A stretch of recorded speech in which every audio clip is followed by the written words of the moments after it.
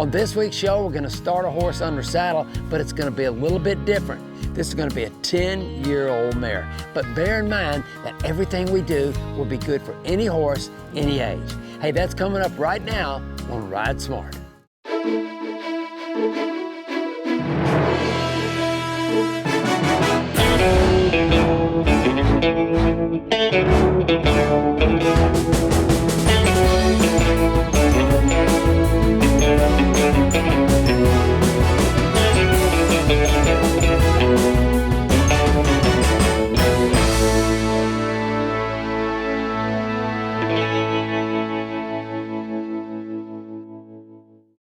This is a horse that showed up here at the ranch just yesterday, so this will be the first time that we've worked her. And this horse is 10 years old. She's a 10-year-old mare, and they said they rode her 10 times 7 years ago. And that they had never loped her, and they just rode her a few times, and that was about it. So again, here's a mare that hadn't had anything done with it. So where are we gonna start? She seems gentle, she seems okay, but when I start a horse like this, I'm gonna do like I would any other type of horse. So I think the first thing I'm gonna do on this horse, just to get a feel for it, is I'm just gonna turn this horse loose and let's just move this horse around the pen a little bit. So again, you see this horse kind of wander off with her head down. And if you notice, I don't just immediately go to work. I kind of let her get a feel for things. And you can see this is really a big horse too. So this is a big, mature horse here. And I'm just watching her eyes, her expression, and let's just see what happens when we throw that out there. And you can see we get a little movement and a little more life. And again, she doesn't move too bad. And right there, again, she wants to change directions, and I'm not gonna make a big deal out of it right now. But I do need her to go forward, and that's for sure. So I can just kind of throw that over her back, let her feel that like this. And I'm just gonna drive this mare forward. This is looking pretty good. And it's early in the morning here, and I wanna get a little bit of that fresh off this big horse and just drive her around the pen. So again, I wanna just see what happens when I step back and see if I could get her attention. You see she takes her eye away from me a little bit. Again, let's just drive her off here, just like so. Just kind of give her some place to go, give her something to do. This time I am gonna direct her, and I always say one thing that, the direction she travels, again, and that you control that direction begins to show her that you're leading. Send that horse forward a little bit. Just like that.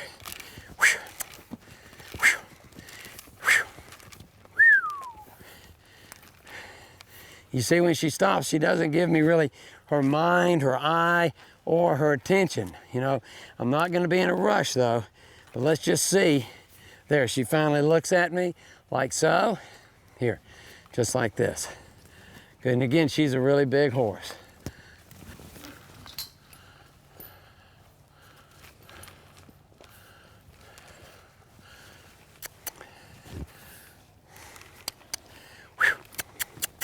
I'm gonna go ahead and just put a little rope on her here and let her feel that, and that way I can bump her around a little bit. Give her some room to work. Ooh, this time I can bring her to me. I'm gonna come up and kind of pet on this horse a little bit. You can see she's got her head kind of up in the air, and I'm gonna work both sides of her eyes here. Work both eyes.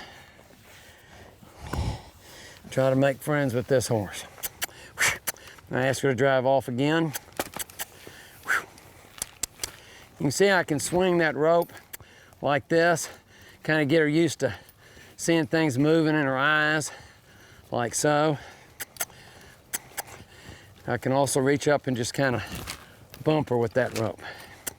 And whoa, I just exert enough pressure here to kind of bring her to me. Get her to put her eyes on me. Good. And really, she was actually pretty good with all that, So I'm gonna go right back to the halter now and go back to work. All right, just letting her move around a little bit like that, I think it's really important, you know, in the very beginning. You know, I don't know this horse, so again, I'm just gonna start right in with my halter and lead, and just kind of, just like I would any young horse here. Again, I just put it around her back, around her feet a little bit here, like so. And one of the first things I'm gonna do is just start kind of moving toward that hip a little bit, just see if I can push that hip around, kind of get her used to that. And more than anything, I'd like this mare to figure out whatever happens here, I'm not gonna do anything to hurt her. So again, as I push that hip a little bit here, push it a little bit here, just throw it up on her back. I can come in here and check her out. Again, been a long time since she was ever rode, and that's really soft, and that's really a good sign for me. Touch her here where that cinch would go, like so. Again, I'm just gonna throw the rope around her head a little bit, just get her used to some stuff like this. And all this kind of stuff would be good for any horse, any age. I want to kind of throw it either around her back, over her hips, down on her hocks, and get her to turn. And I'm gonna just work over here on the other side a little bit. You can see I'm letting the rope do quite a bit of the work for me. I use these 12 and 14 foot leads that are really nice. Check her out on her feet here. And at this point, this mare really seemed pretty gentle right here. I've seen some older ones that could be really tough. And again, this one is doing quite well. So again, I want to bump her over here. Let her, boy, and that's really nice. Sometimes when I get a horse in this position, I'll take my hand and just touch her here, see if she could move that hip over. I want her to just move that hip. And when she gives me a step, I like that, and I might step her back. I'm gonna bring her to me, and I'm gonna step her back. I'm gonna bring her to me, and then step her back, and then bring her to me, and then step her back, and just see if she's gonna be responsive. And right now, I'm kind of tickled with the way this horse is doing right here.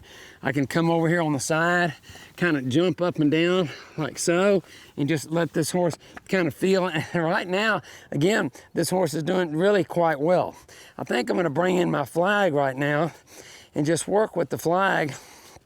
And you know, a lot of people get kind of in a hurry with the flag, and they end up scaring the horses instead of gentling the horses. So what I want to do is just bring up the flag and simply introduce it very gently like this. Just touch them like this. This is the way I do it. I hold the flag like so, and just start kind of like this, and just let that horse see it, let her feel it, introduce it to her. And again, when I undo it or let go of it, I just kind of get back here like this. You can see that kind of, again, troubles this horse, but I'm not right up in its face. I'm not even actually touching. The flag is actually behind me here. And I just work with a lot of rhythm. 1, 2, 1, 2. If I switch, I don't drag it in front of her. A lot of times I just kind of bring it behind me like so, and I'll do the same thing here, like this. You can see the head goes up, but her feet are staying still. Bring it over here, and again, slowly introduce it. And if she needs to move,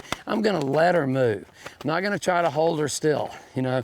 If she needs to move and use her self-preservation, that's really important to the horse. Again, she's moving like she's really scared this time.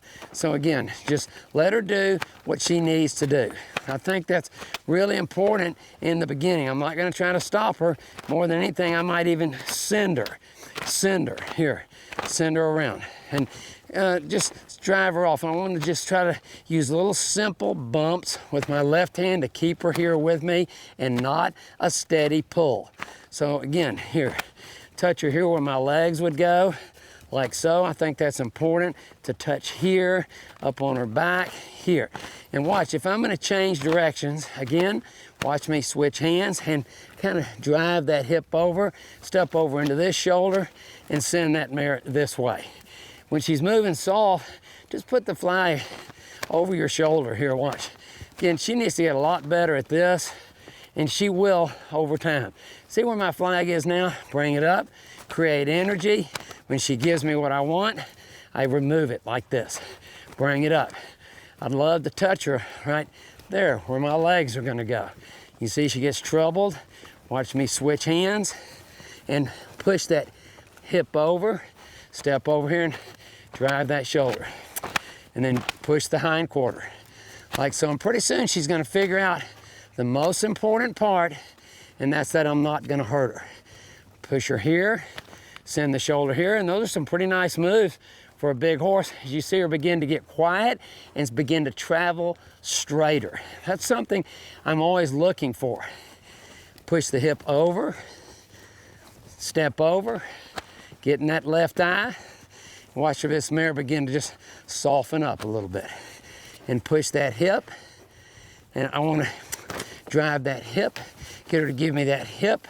I'm going to bring her in close and kind of push that hip over, push it over, push it over, push it over, push it over, push it over. There she goes. And that's a pretty good little stopping spot right there. You know, this is just a start, getting to know this horse, getting forward movement, controlled forward movement, in close, away from her, introducing her to the flag, and most of all, letting her see that we're not going to do anything to harm her. Hey, more coming up next on the second half of Ride Smart.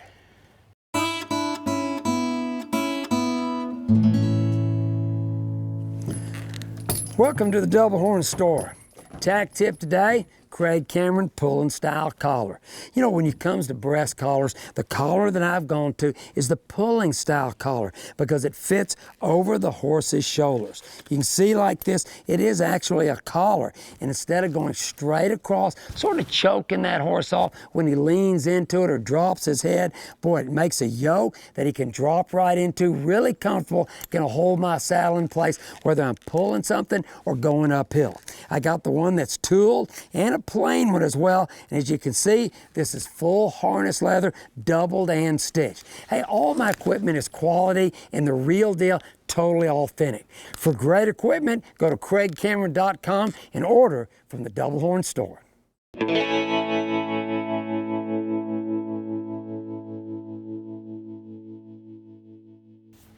You know, this big mare is doing quite well. This is a 10-year-old mare that was rode 7 years ago, only just a few times, never eloped, but you know, she's doing really well. You know, I think I'm ready to go ahead to the saddle. Come on, I'm gonna have him come in here and just throw this saddle on. I'm gonna let him do the work. Stuart, go ahead and get a hold of that lead line like you normally would, if you would. You know, and while he's saddling, you can see he just sets that up there really nice.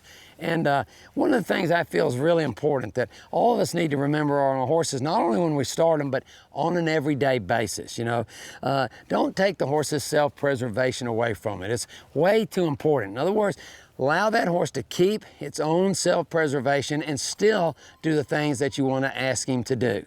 So if he needs to get scared, that's okay. In other words, he might have to get scared to realize he doesn't need to be scared. He might have to buck to realize he doesn't need to buck. And those are important factors to kind of work and understand as you're dealing with any horse. So here we got a mare that hadn't been ridden in 7 years, you know, just kind of lived life like she wanted to, but boy, isn't she doing well? And that's a good thing for me because I've had some of these older horses come in before that could be really salty and really tough. So again, as we cinch it up, nice and easy, taking our time, not in a rush, not in a hurry, but boy, the horse is telling us everything. You know, pretty quiet, standing good. And one of the things I like to do, I'm always reading the horse. And when I say reading the horse, what I'm talking about is, you know, keep checking their eyes and their ears. And when I say the ears, are they wiggling? Are their eyes blinking? And it's not just, are they licking their lips? That seems to be the thing everybody talks about. You know, this mare hasn't licked her lips yet, but again, she starts right about there. You know, it's about then that they'll really go to blinking their eyes, dropping their heads, and also you can hear them kind of, a lot of times, what I call turning loose. And so again, we give these horses a chance. One of the things that's most important is don't be in a rush and don't be in a hurry. You know, I like to just give things time and kind of wait on these horses, you know, allow them to figure out that everything's okay. So we got this mare, again, saddled up again. So like I did in the beginning, I'm gonna pull the halter off. And again, a good quality halter. you know, again, this flag makes it easy for me to create energy to send this horse off. So bear in mind, this horse hadn't been saddled in 7 years. So won't be surprised if she skips around a little bit. I'm not exactly sure what she's gonna do. You know, you don't get any guarantees. I like when people tell me, Craig, I guarantee she ain't gonna buck. I tell them, well, I guarantee you can come on in there and get on her. So again, I like to listen to the horse, let the horse kind of tell me. So again, let's send her off, create that energy, and again, just see what's gonna happen. Again, just moving along. And you can see she gets up on her toes a little bit, but it's not bad. And we got that back cinch just about right, not tight, just up against her belly. And she needs to give us that all important, and there's the little buck that I was talking about. You know, hey, don't make a big deal out of it. You know, boy, she just, oh, you know, what is she doing?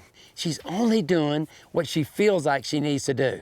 Remember that self-preservation? She has to buck sometimes to realize she doesn't need to buck. So I'm gonna step her forward again. Here, I'm gonna let her go whichever direction she wants to go right now.